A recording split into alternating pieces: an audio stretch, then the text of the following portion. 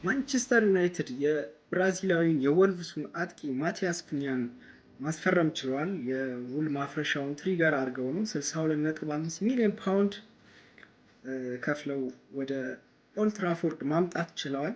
የአምስት ዓመት ኮንትራት ነው። በተጨማሪ አንድ ዓመት ኦፕሽን አለው የሚቀጥልበት ለ12 ወራት የሚራዘም ማለት ነው።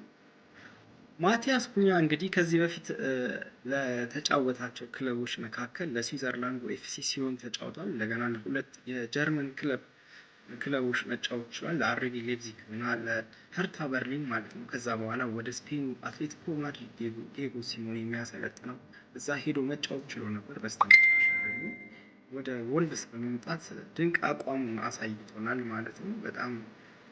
በጣም ድንቅ ተጫዋች ነው። ክሊኒካል ስትራይከር ነው። ድሪብል ሲያደርግ ጎል በደንብ ሹት አድርጎ ማስቆጠር ይችላል። ማቲያስ ኩኛ እንግዲህ በወልቭስ እየተጫወተ ሁለት የሀገሩ ልጆች ጓደኞች አሉት። የመሀል ሜዳ ተጫዋቾች ናቸው። ጎሜዝ እና አንድሬ ይባላሉ። ለእነሱ ሮሌክስ ውድ ሰዓት ጊፍት ሰጥቷቸዋል። እዚህ ጋር የምትመለከቱት ሰዓት ነው። ሮሌክስ ጊፍት ሰጥቷቸዋል ማለት ነው። እና ደግሞ ያው ማስታወሻ ነው። መልካም እድል እንዲገጥመው ተመኝተውለታል እነሱ ራሳቸው። ለማንኛውም ማቲያስ ኩኛ በማንቸስተር ዩናይትድ 10 ቁጥር ማሊያን ይለብሳል ተብሎ ነው የሚጠበቀው። ያው የራሽፎርድ መልቀቅ ስለሚጠበቅ ማለት ነው። ሬቲንግ መስጠት ትችላላችሁ። ማቲያስ ኩኛ ምን ያህል ማንቸስተር ዩናይትድን ይጠቅማል ብላችሁ የምታስቡ ከሆነ ፕላስ ምልክቷን በመጫን መቀላቀል ትችላላችሁ።